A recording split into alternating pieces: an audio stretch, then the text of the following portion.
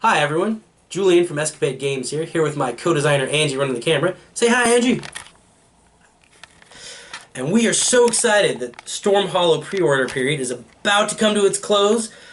March 20th is when it ends, and then after that the game will be going off to print. So to celebrate and share some of our excitement, we thought we would share with you something about the game, a sort of cool extra that's in the game that we've talked about, we've mentioned a few times, but never really shown in detail, and that is the cooperative board game that just happens to come with your big storytelling adventure game called Battle for Storm Hollow.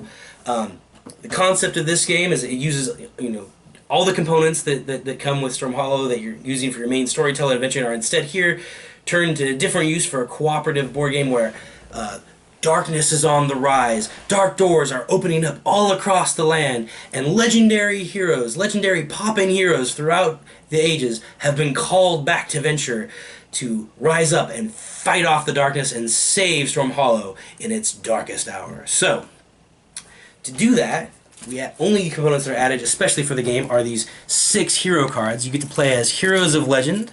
So instead of just playing the Riftwalker, for example, you play either as Gulliver or as Alice. Instead of the Lightbringer, you've got Rapunzel or John Henry. Instead of the Storm Chaser, you have Huck Finn or Tatterhood. Instead of the Tail Spinner, you have Scheherazade or Jack of the Tails.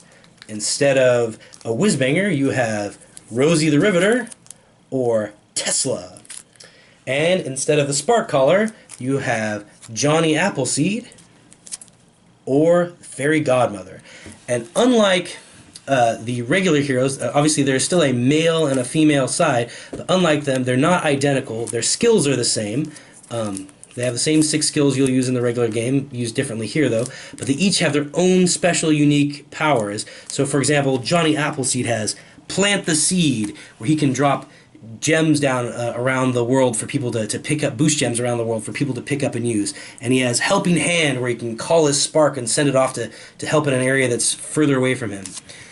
Versus Fairy Godmother that has Wave of the Wand, where she can re-roll some dice that maybe didn't work out how she wanted to, or Grant a Wish, where she can use a boost to just make someone's action that they want to have happen without a hitch.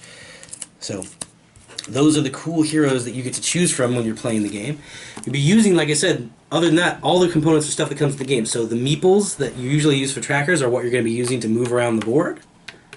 And we'll have gems that are representing things, and then all the beautiful art cards in the game, or at least a good portion of the beautiful art cards in the game are used for the game. So we have the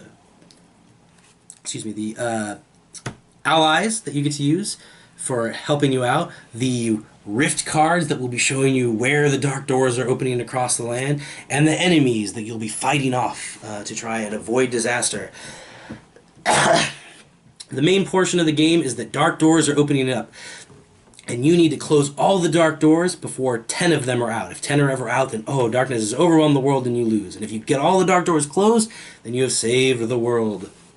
Or you can try, and there are 3 rifts throughout the game that are chosen as the battleground rifts. They're really where the action is hot. They're the most important rifts.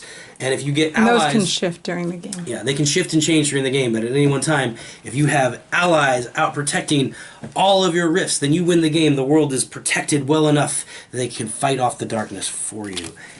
Or you lose the game if ever an enemy stands on every single battleground. Then the darkness is once again overwhelmed and you lose the game. So to do this, like I said, on your turn, you'll be using your meeple to move around the board. And on your turn, you can always take one move and then up to 2 actions. And the actions, there's several non-skill actions in the game, but most of the actions are tied to the skills. So there's move, might, magic, explore, talk, and think, just like in the Storm Hollow game. And every single one of these is a unique action in the game that helps fight off the darkness, close dark doors, or call for allies, or do something unique for its action to try and overcome the troubles and win the game. So there's a lot of really cool strategies to discover with which actions you want to use to do what, which ones you want to sort of favor. The different heroes with their powers, you'll discover that there's some really cool, effective teams that can then spring up. Some powers that are really complementary towards each other in different ways, and certainly some that suit different strategies. So there's a lot of kind of neat, exciting things to discover in what is ultimately a pretty still fun and simple cooperative game. And one of the things that's really cool about this one is that you guys will be able to play this right out of the box. So whereas a typical Storm Hollow adventure requires a storyteller that has to take some time to prep and needs to be familiar with the rules and at least know what adventure they want to run and be ready to tell a story, Battle for Storm Hollow is just a cooperative game with up to 2 to 6 people playing the heroes, and there's 4 pages of rules to get familiar with, as you'll be able to see, because if you want to know more about this, we are going to be including the rules in this update. And so it's an easy, fun thing to just jump in and get to play with your new toy, and then approach the more extensive Storm Hollow game after someone's had a chance to read through it a little bit more. So like I said, if you want to know more, the rules of this are going to be included in this update, and we have also made a video that goes in depth onto the rules. It explains exactly how a turn works and what all the different actions specifically do, and we will be posting a link to that video. So Battle for Storm Hollow is really just an extra thank you to our backers. We hope that you enjoy it. A little extra slice of fun in addition to all the wonderful adventures you can do in the world of Storm Hollow.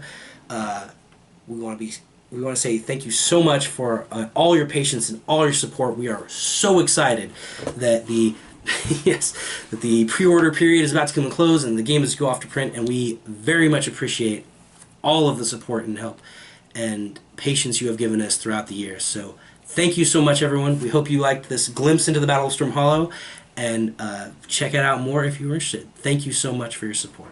Thank you.